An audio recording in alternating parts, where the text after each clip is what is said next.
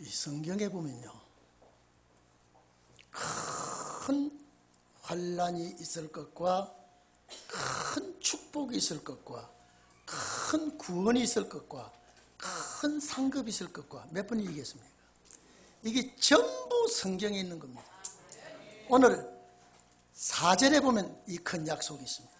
본문 4절에, 본장 4절에 큰 약속이 있는데, 이 큰 약속이 뭐냐면 재림입니다. 소아시아 교회에 편지를 베드로가 보내면서 어떻게 성도들이 환난을 많이 당하고 어려움을 당하는지 위로 차원에서 후서를 써서 보냅니다. 후서를 써 보낼 때에 너희가 아무리 어렵고, 여러분요, 사업을 하다가 여행을 하다가 돈벌이를 하다가 어려움이 있었지만은 주의 복음을 위해서 선한 사업을 해서 어려움을 있다 그러면 상급이 있습니다.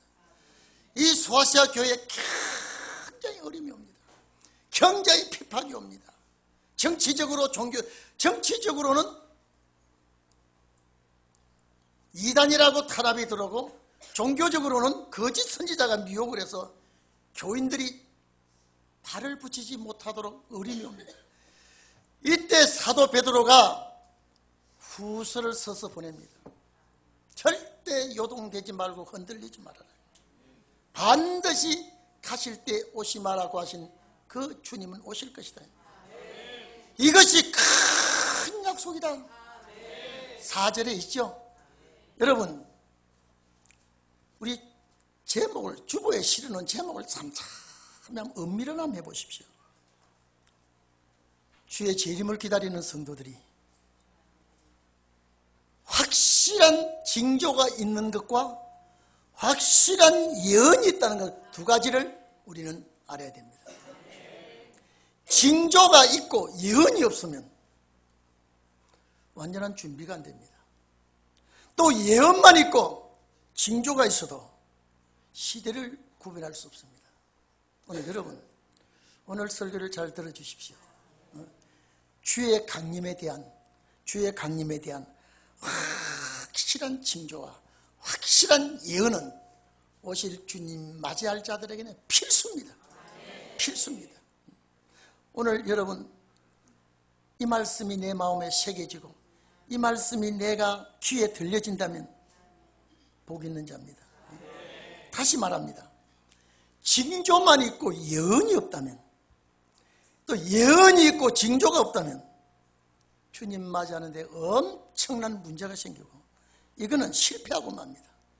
그런데 주님 강림하실 때가 되면 예언도 확실하고 징조도 정확해야 준비하는 자가 흐트러짐 없이 혼란 없이 준비가 되는 것입니다.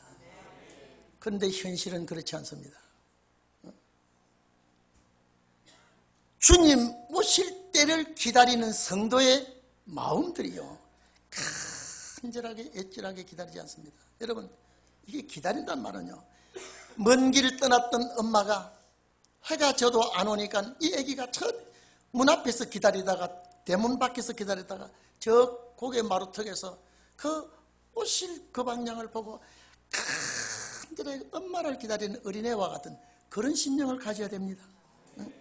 그런데 오늘 주의 강림에 대해서는요, 해도 좋고 안 해도 좋습니다. 성도들의 태도가 너무 안일합니다. 말씀에 부합되지 않고 있습니다. 오늘 여러분, 왜 그런지 아십니까? 왜 내가 점점 왜 그쪽으로 기울어진지 아십니까? 오늘 이 시대는 돈이 많으면 성공한 사람이라 하고, 반대로 돈을 많이 갖지 않으면 실패한 사람, 별 볼 일 없는 사람이라고 하는 그런 시대가 왔습니다. 이 세상에서 명예가 있고 지위가 있으면 저번 성공했어, 저 촌사람이 촌떼기 가재, 촌떼 벗었네, 미꾸라지 용대했네, 이런 소리 합니다. 반대로 꼬재재하게 살아가고 별 볼품이 없으면 자, 그렇고 그런 사람이구나, 실패한 인생이다. 이런 생각들을 많이 하고 있습니다. 왜? 이 세상은 물질 중심을 하고 세속주의 사상에 젖어져 있기 때문에 하나님을 아는 것을 잊어버리고 있습니다. 왜 기독교가 하나님을 아는 걸 잊어버리고 있습니까? 왜 내세 소망을 잊어버리고 있습니까? 벌레 같은 인생이 여러분요, 먹기 위해서 삽니까? 동물입니다. 쾌락을 위해서 살아갑니까? 내세가 없는 인생입니다. 오늘 여러분,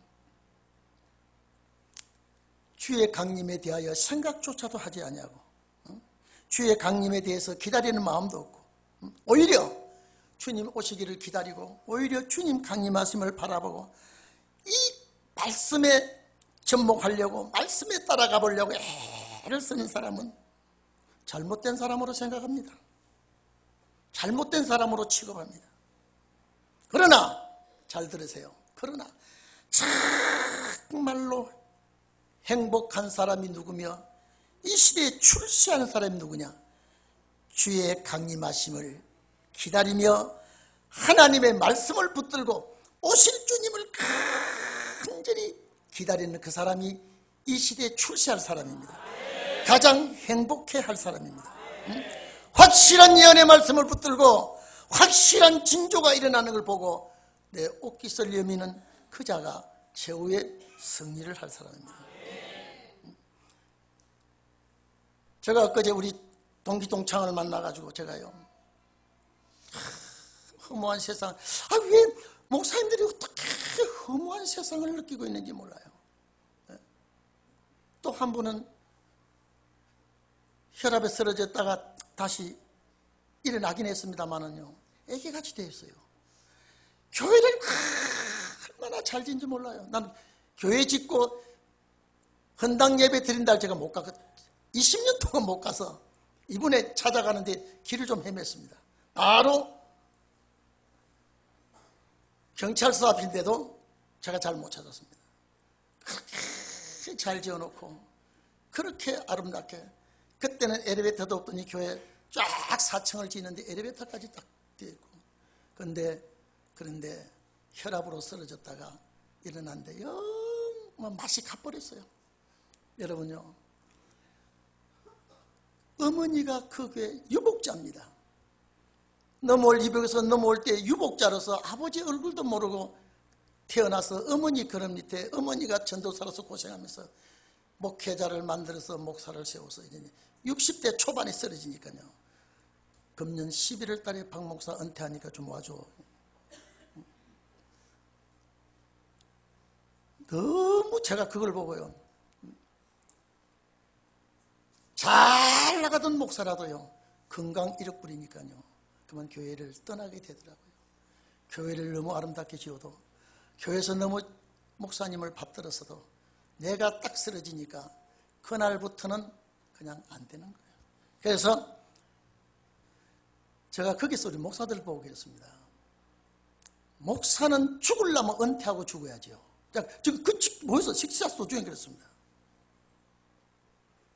내 친구 나라교회라고 있습니다. 잘 죽어야지. 설교하다가 죽으면 행복해. 정말로 그렇게 죽었습니다. 제가 장례를 치렀습니다. 근데 1월 달입니다. 얼마나 추운데요. 가는 사람은 갔지만은요, 교회가 난장판이 되어버립니다. 몇몇 교회가, 내가 그랬습니다.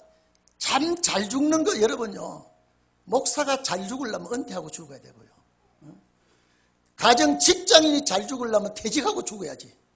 죽은 사람은 이래 죽으나 저래 죽으나 괜찮아요. 그러나 살아남은 가족은요, 아주 절단이래요. 오늘 여러분, 가졌던 것이 날아갈 수도 있고 아는 것이 잊어버릴 수도 있고 건강도 빼앗길 수 있는데,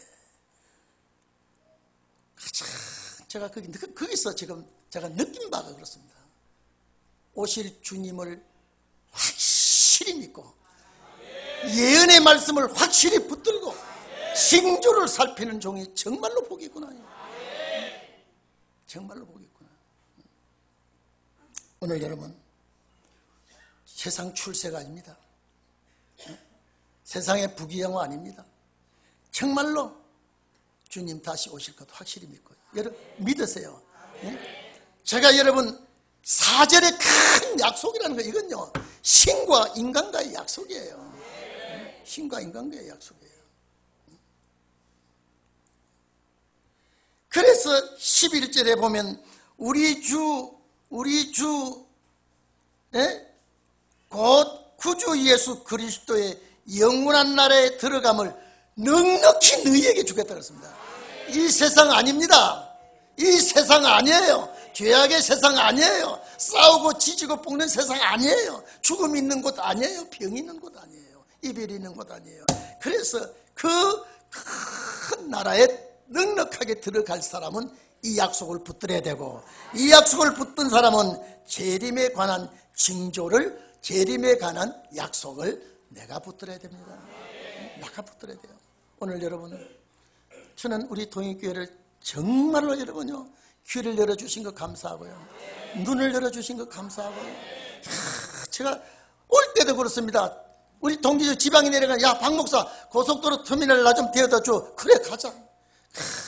자기 지나왔던 얘기 20년 동안 헤어져 있다가 이제는 전부 다 사인 얘기가 너무 많은데요. 그 얘기가 너무 많은데 저는 바빠서 와야 되는데 그 얘기 중에요. 자, 주님 오실 때가 됐는데 우리가 어떻게 하면 주님 맞이할까? 한마디도 안 해요. 한마디도 안 해요. 그래서 양로원해라 그래버렸습니다. 세상 사람들이 모이면, 세상 남자들이 모이면 돈 얘기, 여자 얘기합니다. 여자도 마찬가지예요. 목사가 모이면 소망은 하늘나라예요. 어떻게 하면, 뭐 이분들은 다 은퇴했지만은요, 어떻게 하면 내 성도들을 내가 이끌고 그날에 함께 가야 되냐 말이에요. 여호수아가 자기에게 맡겨준 새 백성을 이끌고 가나안 들어간 거예요. 네? 모세가 못 들어가니까 모세에 따라갔던 사람 싹 다 죽어버렸지 않습니까? 이게 1차 역사와 2차 역사. 그래서 제가 나오는 책에요, 출애굽 역사의 1차 역사와 2차 역사. 1차 역사는 뭐냐? 모세 지팡이 역사입니다. 법계 역사 아니고, 말씀 역사가 아니고, 능력, 이적, 기사 역사입니다. 그때도 법계가 있었어요. 모세가 죽음으로 모든 사람이 다 죽었습니다. 모세는 맨 마지막에 죽었지만요, 모세에 속한 자가 다 죽었습니다. 그의 아내도 죽고요, 다 자식도 죽고, 하여튼 19세 이하만 들어갔습니다. 그걸 딱 맡아서 들어간 사람이 누구냐? 여호수아입니다. 그래서 1차 기독교 역사는 죽는 역사입니다. 2차 기독교 역사는 영생하는 역사입니다. 그래서 예수와 그리스도에 대해서, 예수와 그리스도는 한 분이지만, 예수와 그리스도는 나눠질 수가 없지만, 그러나 사명은 나눠질 수 있다. 그래서 오늘 16절 18절에는 사도 바울이 재림에 대한 징조를 본 그대로 증거를 하고 있습니다. 여러분, 남편을 어떻게 만나느냐에 따라서 어디에 사느냐 지역이 결정됩니다. 남편 따라 가 사는 것이 아내 아닙니까? 부모 따라 가 사는 것이 자식이 아닙니까? 어디에 사느냐에 따라서 내 청착지가 달라집니다. 오늘날 우리 동익교회 성도들은 말씀을 따라 가기 때문에 우리의 청착지는 그 나라입니다. 여기에 미련둘 것이 뭐 있습니까? 예? 이 땅에 미련둘 것 아무것도 없습니다. 아무것도 없습니다. 오늘 여러분, 예수님께서 십자가 지기 전에, 여러분요, 제자도 12제자지만은요, 12제자가 다 필요가 없었습니다. 구약 12사도라고 하는, 12지파라고 하는 12의 숫자를 태우기 위해서 예수님이 12를 뽑았지, 다 필요가 없었습니다. 뭐 12이 뭐 그렇게 필요하겠었습니까? 베드로, 요한, 야고보 딱 요 세 사람만 데리고 변화산에 올라갑니다. 그 얘기를 얘기하고 있습니다. 여러분, 이왕 저는 그렇습니다. 12제자를 뽑았으면 다 같이 데리고 다녀야지. 딱 뽑아가서 나머지는 제치나 버렸습니다. 겟세마네 기도원에 갈 때도 합심해서 기도하면 얼마나 좋습니까? 제가 말씀드린 것은요, 베드로, 요한, 야고보 세 사람은 예수님과 마음이 딱 맞은 사람이에요. 딱 맞은 사람이에요. 따라다니기는 따라다녀요. 이적 기사 보기는 같이 봐요.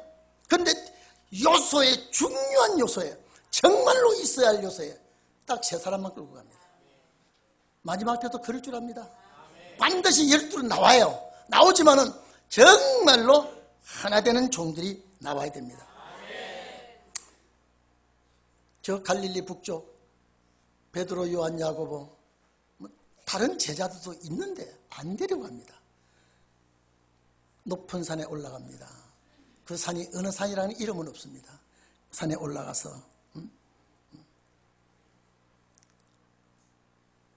갑자기 주님이 변형이 됩니다. 변형이 됩니다. 마태복음 이 17장 베드로가 본 것입니다. 거기에 보니까 모세와 엘리야가 옵니다. 그런데 아니 올라갈 때 주님과 올라가신 주님이 달라요. 모세가 찾아오고 엘리야가 찾아오고, 얘들아 이 제자들 너희들 이리 와라. 저분이 모세의 어른이다, 저분이 엘리야다 말하지 않아도 그 속에서는 다 알았습니다. 제가 얘기하죠. 주님 나라 가면 인사소개가 없어도 안다 그랬죠. 베드로가 딱 보니까요, 아이고 저런들이, 여러분 이날까지 4,000년 역사를 흘러오는 동안 예수님과 함께 모세 본 사람은 요 세 제자밖에 없습니다. 엘리야 본 사람은 요 세 제자밖에 없습니다. 여기 증인이에요. 네? 아니 다 보여주면 얼마나 좋습니까? 다 알게 해주면 얼마나 좋습니까? 저는 우리 동인교회도요, 정말로 핵심 종들이 있으리라고 봐요. 정말로 핵심 종이 나오리라고 봐요. 하늘에서 소리가 납니다. 이는 내 사랑하는 아들이요 내 기뻐하는 자라.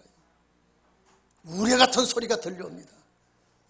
베드로가 저기 이 산에서 그냥 초막 셋을 지겠다 이 말은요, 저 내려가면 기가 막힌 고달프고 괴롭고 고통스러운 것에서, 아니 주님이 재림의 주님으로 변화됐죠. 거기에 엘리야도 오셨죠. 거기에 모세도 오셨죠. 내려가기 싫다 이 말이에요. 근데 이는 내 사랑하는 아들이요 내 기뻐하는 자라. 이 음성을 징조의 재림의 징조예요. 여러분 9사람이 세 사람을 볼 때 얼마나 부러워하겠습니까? 베드로, 요한, 야고보가 직접 보았다 이 말. 이걸 지금 베드로가 설명합니다. 내가 정확하게 봤다. 소아시아 교회 여러분들, 주님 재림에 대해서 조금도 의심하지 말고 믿어라. 확실하다. 그런데 2000년 왔습니다. 이 말씀은 우리에게 필요한 말씀이에요. 우리에게 해당되는 말씀입니다. 그래서 주의 영광된 모습을, 재림의 모습을 직접 봤고 귀로 들었다 이 말이죠. 이것같이 정확하고 주의 재림이 확실한 게 어디 있습니까? 이것까지 정확하고 확실한 것이 어디 있습니까? 사도행전 1장 11절에 예수님이 부활하시고 40일 만에 감람산에서 이 11제자, 한 제자는 자살했죠. 11제자를 데리고 산에 올라가 앉으시면서 성령이 너희에게 임하며 권능을 받고 유다와 사마리아 땅 예루살렘을 위시해서 내가 죽었다가 살아났다는 증인이 좀 돼달라요. 그때는 11제자를 다 불렀습니다. 그리고 아쉽게도 예수님이 성천에 부릅니다. 다른 말 한마디도 부탁하지만 너희 그동안 고생했다, 내가 다 안다, 내가 다 보상해준다 한마디도 하지 않습니다. 성천합니다. 얼마나 아쉽겠습니까? 얼마나 아쉽겠습니까? 그때 갈릴리 사람들아, 여러분 11제자가 다 갈릴리 사람 아니에요. 예? 11제자가 다 갈릴리 사람 아니라니까요. 갈릴리 사람들은 너희가 저 하늘을 쳐다보느냐, 이 하늘로 올리우신 예수는 너희가 본 그대로리라. 제자들이 그대로 온다 소리 듣는데 그대로 안 왔습니다. 이제요, 이제. 성경은 어디가 종착지냐는 걸 알아야 돼요. 저는 우리 동인교회 성도들이요, 정말로 세상적으로는요 내놓을 게 없어요. 우리 목사들 만나놓으면요 내놓을 거 많아요. 내놓을 거 많아요. 문제가 걸렸을 때 그 교인들이 어깨에 힘주는 교인들이 너무 많아요. 근데 우리는 보니까 어깨에 힘줄 만한 사람 아무도 없어요. 그러나 최고로 출세할 분들이 여기 앉아야 돼요. 최고의 행복할 수 있는 사람들이 여기 앉아야 돼요. 예수님이 하신 말씀,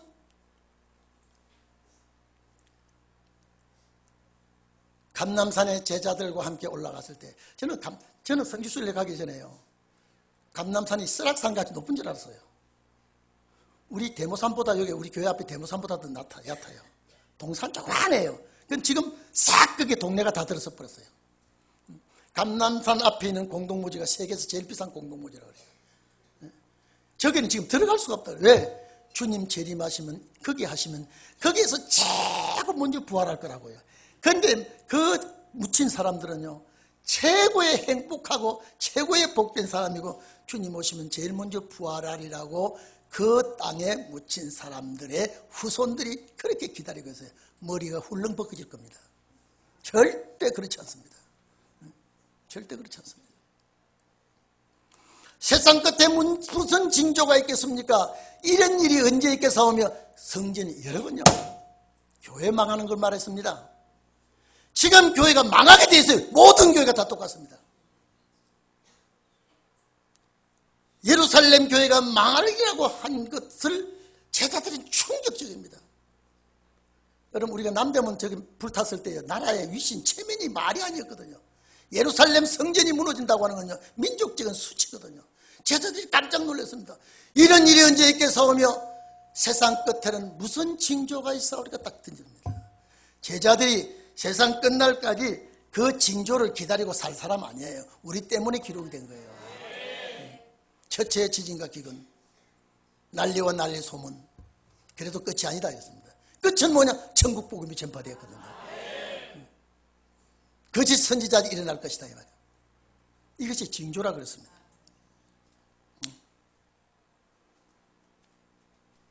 예수님이 제자들에게 하신 말씀도 제자들에게 해당되는 말씀이 아니라 세상 끝에 해당되는 말씀이에요. 그래서 오늘 우리가 지금까지 성도들이 신앙은요, 여러분 보세요. 그래도 주님 성천하신, 그래도 그 이후에 지금까지 성도들의 신앙은 주님 우리 죄를 위하여 죽었다, 그리고 3일 만에 살아났다, 성천했다, 다시 오실 것이다, 그것만으로도 만족하게 신앙생활했습니다. 예? 그랬죠? 오늘 기독교가 예수님 나위에서 돌아가셔서, 그리고 부활 성천하셔서, 이건 기독교 그건 모르면 기독교는 아니죠. 그리고 그분이 오실 것이다. 그런데 정말로 그분이 오시면 징조가 있다고 그랬습니다. 이걸 이제 우리가 알아야 된다. 이걸 우리가 알아야 된다. 예?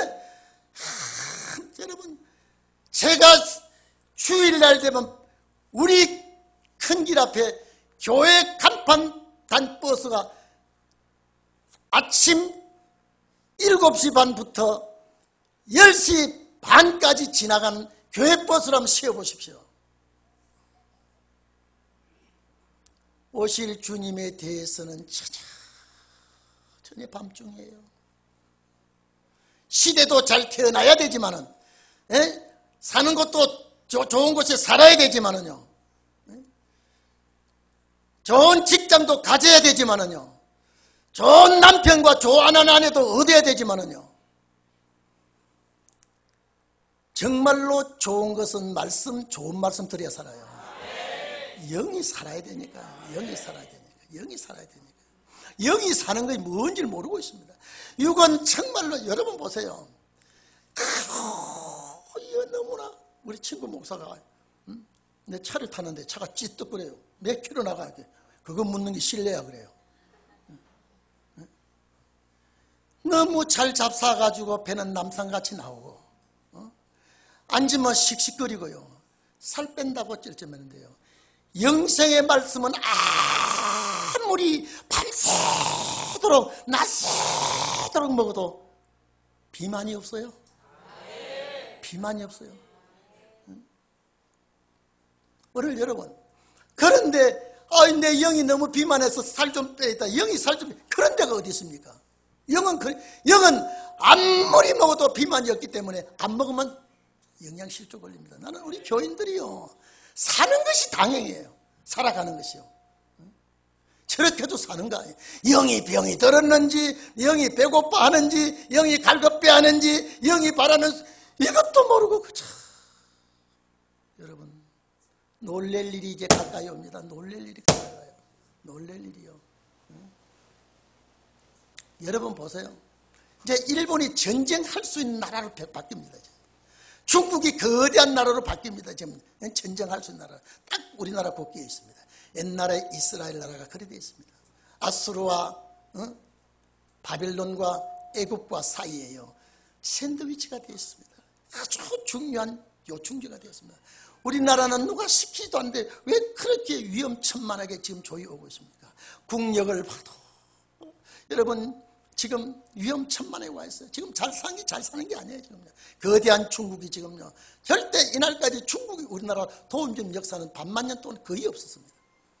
일본이 여러분 봐보십시오. 이제는 나라가 전쟁할 수 있는 나라로 이제는 아베가 싹 바꿉니다. 지금요.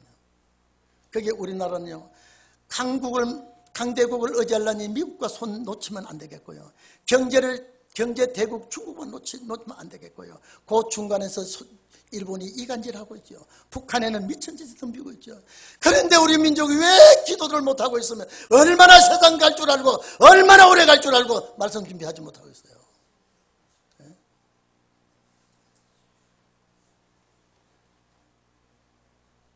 주의 강림에 대한 확실한 징조와 확실한 예언을 우리는요 붙들고 있어야 됩니다. 그래서 이 주의 강림하신단 말을 거짓말같이 그래서 16절 여러분요 이렇게 넘어가도 공교인 만든 얘기 아니다 이 말, 사람이 만든 게 아니다 이 말이에요. 16절에 나는 주의 오심을 내가 보았다. 17절 18절은 마태복음 17장 내용이에요. 17장 1절에 보면 정말로 오실 주님 내가 봤다. 내가 그건 징조를 봤다. 징조를 확실히 봤는데 예언은 내가 주님 오심에 대해서 이 징조보다 더 확실한 예언이 있다. 이걸 우리에게 알려줬어요.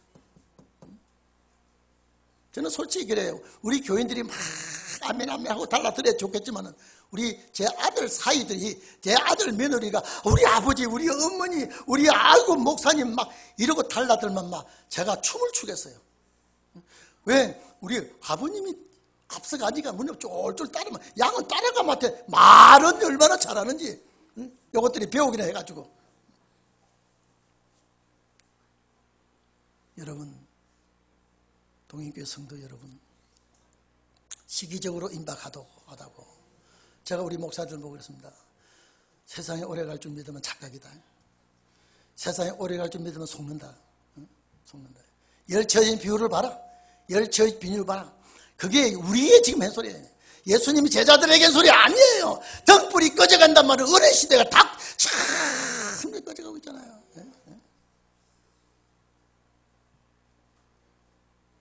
나는 우리 이분에게 목사님 최고 좋은 양복 기지가 무슨 기지인지 모르겠어요. 가운을 싹 해서 준데 딱 그 가운을 입고 서서 설교를 하고 참 얼마나 비싼지 모르겠어요. 나는 얼마나 비싼지. 그런데 그 다음 2주 가면서 그 장로님이 다른 장로님만큼 더 위해주고 막 이거 누가 해줬다고 해야 되는데 그거 해줬다는 소리를 듣고 싶어서 막 아이고 목사님 가운 좋네 미리 뵈라도 목사님 그래 좋죠. 막 그만 홍길동의 장로가 했다 했으면 좋을 텐데 안 그런 그 다음번에는 막 가운이 없어져 버렸어요. 막 성가대 가운 그게 누가 갖다 걸어나고 찾아봤더니 그 다음에 가운이 없으니까 미리 준비도 해도 안 했고 딱 다음날 썼더니 목사님 가운이 없다고 막 소리 나게 그 다음 장로님 왜 없었는지 아십니까? 주도 감사할 줄 모르는 목사님에게 그걸 내가 가서 저 불태워버렸습니다.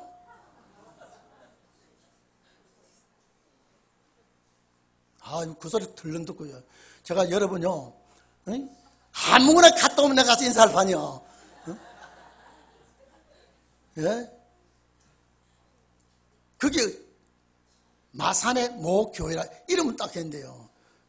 그래서 그 목사님이 내가 입을 때 감사하다고 우리 교회 장로님이 해주셔서 했으면 됐지.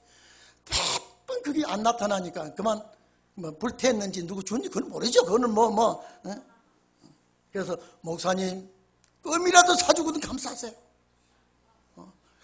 껌 사주도 감사하는 차 타고 좀 감사하긴 하죠.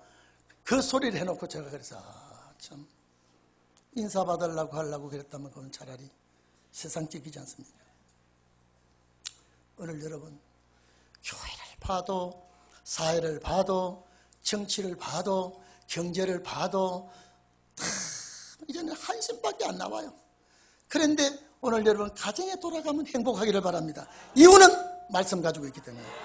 그래서 이 16절, 17절, 18절은 마태복음 17장을 설명하고 있는 거예요. 베드로가 직접 체험한 거니까.